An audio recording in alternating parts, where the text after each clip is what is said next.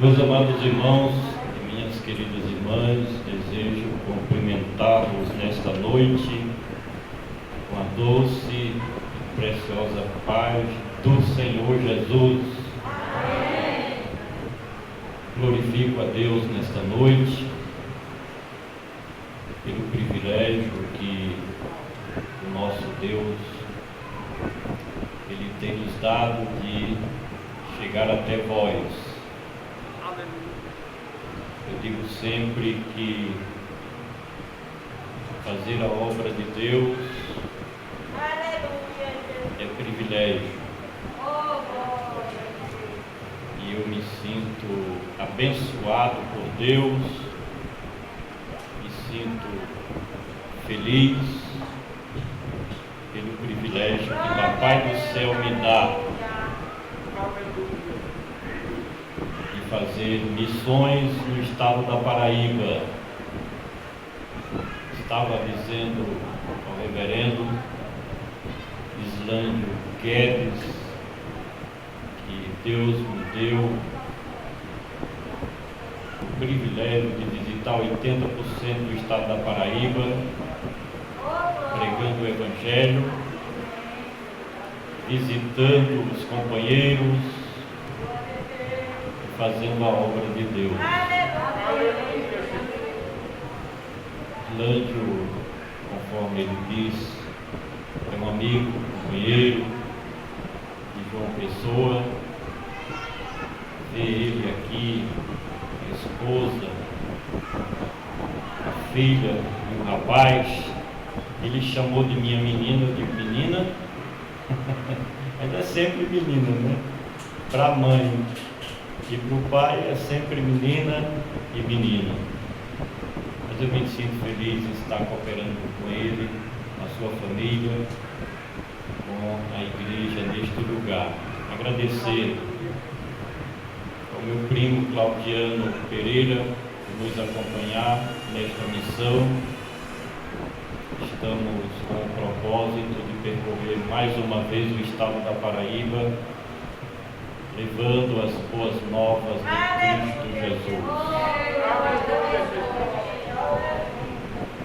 Deus continue abençoando ricamente a sua igreja neste lugar, porque eu sei que todos vós já sois abençoados por Deus. Por isso que eu digo, Deus continue vos abençoando. Quero deixar um texto aqui para a nossa reflexão, que nós encontramos no Evangelho de João, capítulo 1, versículos 19 ao 24, onde está escrito o seguinte, repetindo, Evangelho de João, capítulo 1, versículos 19 ao 24. 19. E este é o testemunho de João, quando os judeus mandaram de Jerusalém sacerdotes e levitas para que lhe perguntassem: quem és tu? 20. Confessou e não negou. Confessou: eu não sou o Cristo. E perguntaram-lhe então: quem és tu, Elias? E ele disse: não sou. És tu profeta? E respondeu: não. Disseram-lhe, pois, quem és? Para que demos resposta àqueles que nos enviaram, que dizes de ti mesmo. 23. Disse: eu sou a voz do que clama no deserto, endireitai o caminho do Senhor, como disse o profeta Isaías. E os que tinham sido enviados eram dos fariseus. Amados irmãos, queridas irmãs, esta porção bíblica do Novo Testamento nos fala de maneira muito objetiva a respeito do precursor do Messias de Deus. João Batista, ele cumpriu um papel importantíssimo na vida e no ministério do Senhor Jesus, porque havia uma incredulidade muito grande no povo judeu naquela época. Em 722 antes da vinda de Cristo, houve o cativeiro assírio. Em 536 houve o cativeiro babilônico e os judeus foram dispersos por todas as partes do mundo. E na época em que o Senhor Jesus ele veio à terra, como também o seu precursor João Batista, os judeus eles estavam ainda em grande parte espalhados por todas as partes do mundo. E os que moravam em Israel eram dominados pelos romanos, o Império Político de Roma. E já haviam acontecido muitos movimentos, muitas revoltas do povo judeu querendo se libertar dos romanos. E quando João Batista apareceu no deserto da Judéia, ele surgiu como uma esperança para o povo hebreu. Certamente as lideranças religiosas, bem como as lideranças políticas de Israel, pensaram: esse pode ser o libertador dos judeus, porque haviam profecias falando do Messias, não de Jesus, do Messias, o Messias prometido, porque o Messias é antes de Jesus. Jesus foi o nome próprio do Messias.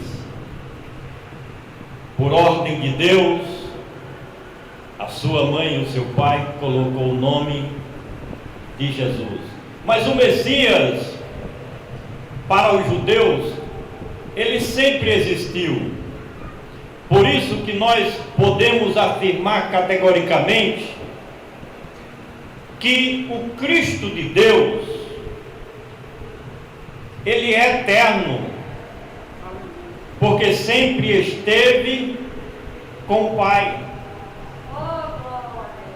E a chegada de João Batista criou uma expectativa muito grande no povo judeu, e eles começaram a pensar: não seria este o Messias? Não seria esse o Cristo? Não seria esse o ungido de Deus? Não seria este o enviado de Deus, o filho de Davi? Eis a razão porque formaram uma comitiva em Jerusalém das lideranças religiosas e das lideranças políticas de Israel e mandaram ao deserto da Judéia efetivamente para saber quem era aquele personagem revolucionário para aquela época. Porque até então o Senhor Jesus não havia sido reconhecido como o fundador da nova religião, o cristianismo. É interessante essa história, E talvez seja a única vez que você vai ouvir esta mensagem, mas é esclarecedora nesta noite. E quem foi ao encontro de João Batista? Naquela época havia uma mistura de religião e política, das lideranças religiosas de Israel, das lideranças políticas dos hebreus. Por exemplo, havia naquela época os sumos sacerdotes, haviam os principais dos sacerdotes, haviam os levitas, e está no texto aqui, haviam os fariseus, haviam os saduceus, haviam os herodianos.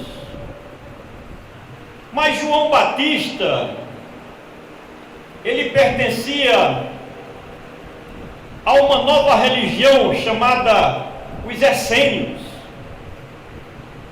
Era uma religião que não estava ligada diretamente ao judaísmo, mas era considerada para a época uma religião libertária, que libertava as pessoas do jugo da servidão. Por isso que os estudiosos da história do cristianismo e do judaísmo afirmam que João Batista foi um dos participantes ativos da religião chamada essênios. E os seus discípulos, que ele tinha também discípulos, o acompanhavam, e era para os seguidores do judaísmo uma contradição naquela época. Mas a curiosidade tinha que ser matada, suprida.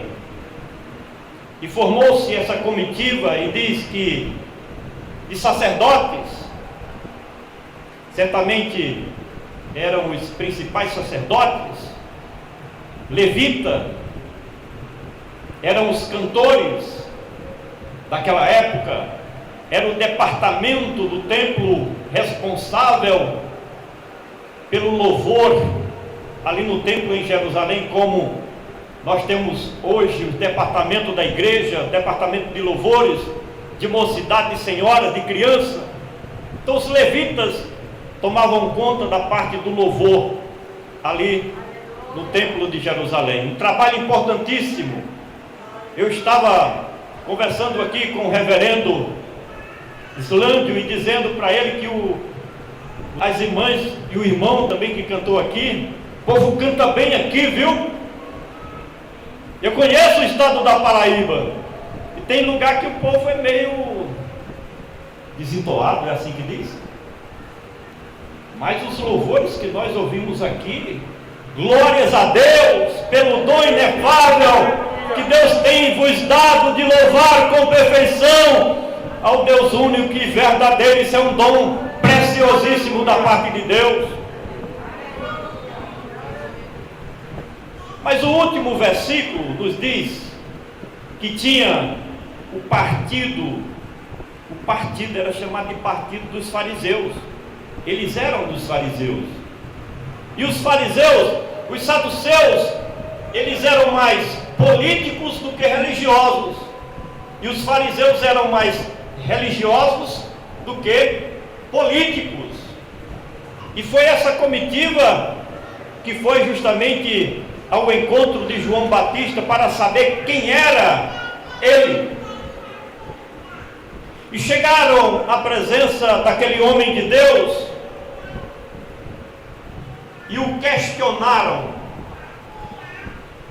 quem és tu? Que dizes tu de ti mesmo? Porventura você é Elias? Havia uma crença judaica, de acordo com a cultura hebraica, de que Elias voltaria ao planeta Terra. E a Bíblia fala e defende a reencarnação? Não. Elias não morreu. Ele foi arrebatado. Assim como Enoque não morreu, foi arrebatado. Essas duas personagens do Velho Testamento nos traz uma lição sobre o arrebatamento da igreja como realidade de Deus para nós. Aleluia, glória a Deus. E perguntaram: você é o tal do Elias? Resposta: não.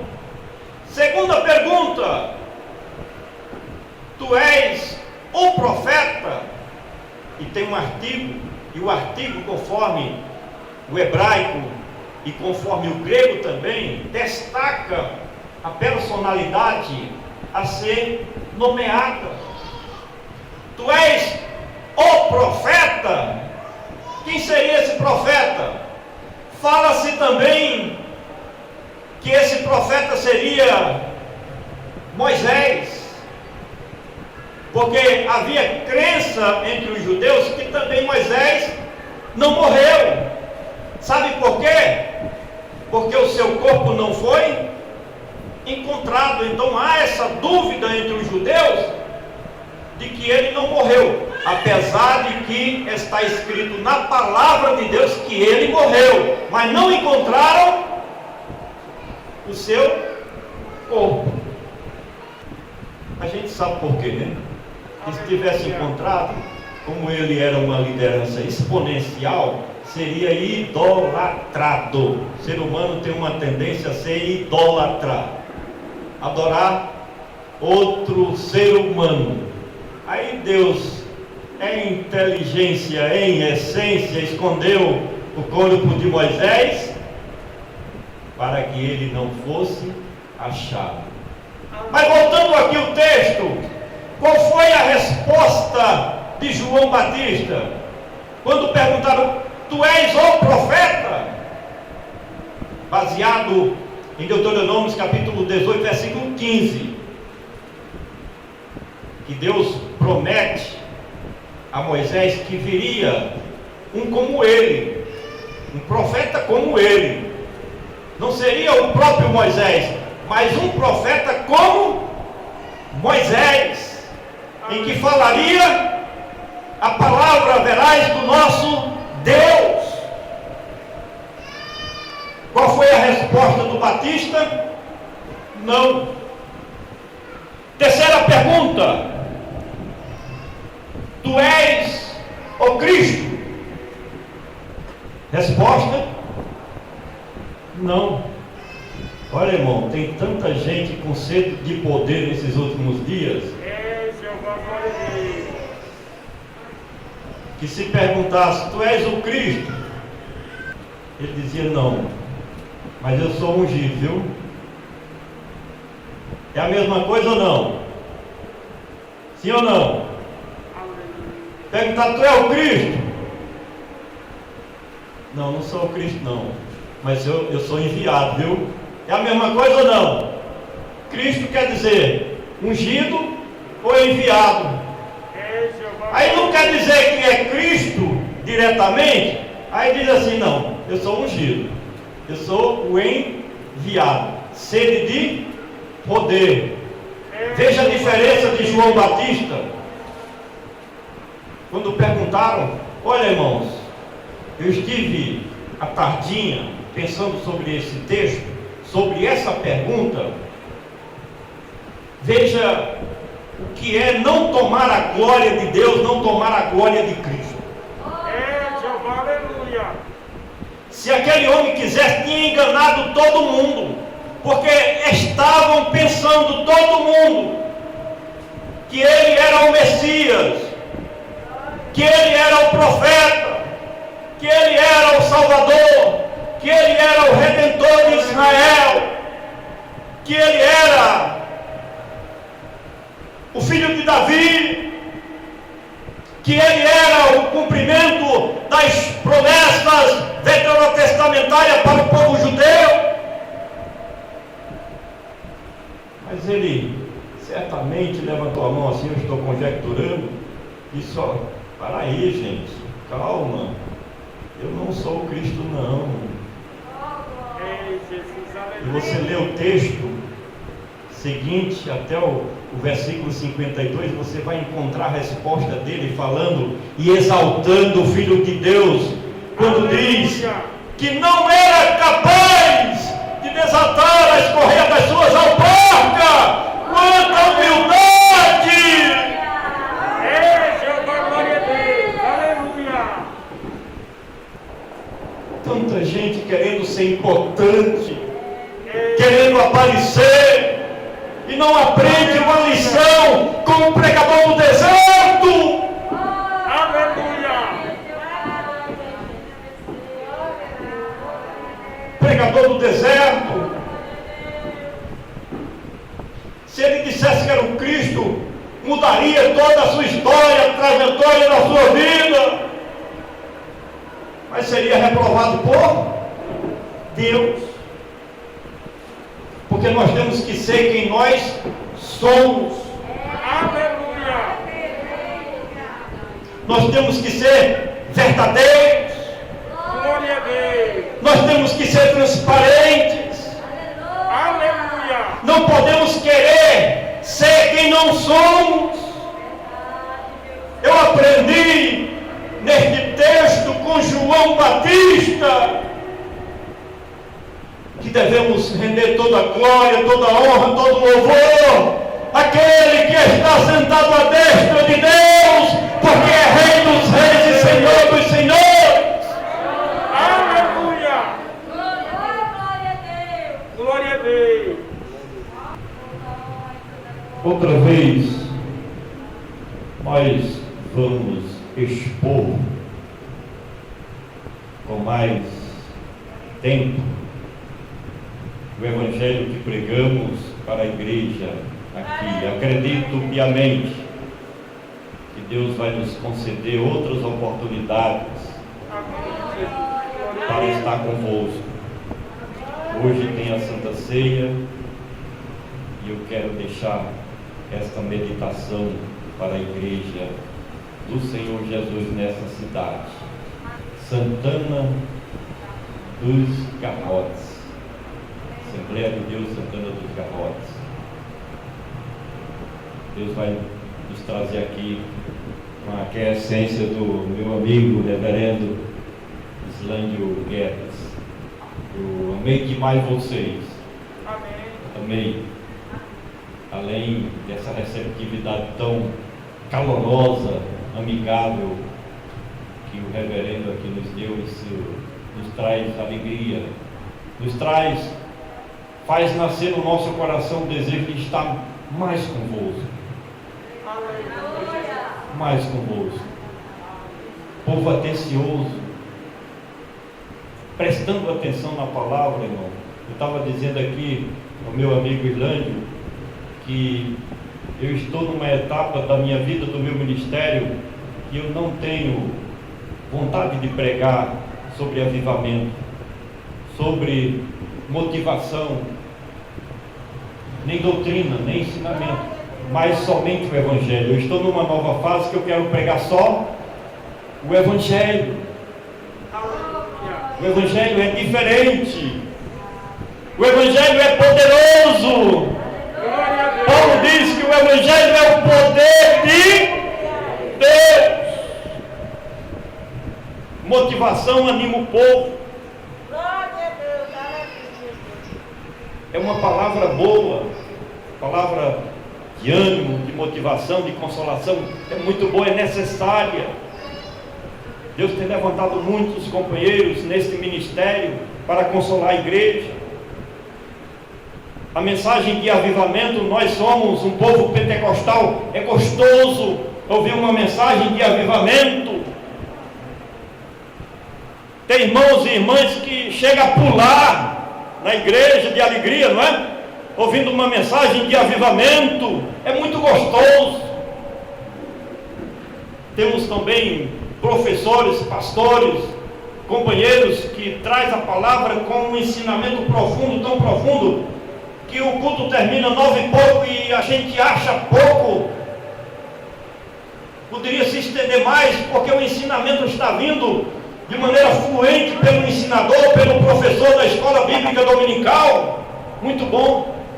Mas o meu trabalho é diferente. O meu trabalho é evangelização. Eu sempre fui um evangelista. Antes de ser consagrado, antes de ser ordenado evangelista, desde novo convertido, que Deus me chamou para este ministério. E eu quero até o final da minha vida ser uma emissão, transmissão do Evangelho poderoso de Cristo Jesus, o Cordeiro de Deus que tira o pecado do mundo. Sabe por quê? Porque a mensagem de motivação anima, a mensagem de avivamento alegra, a mensagem de ensinamento ou doutrina instrui, mas é o Evangelho quem transforma.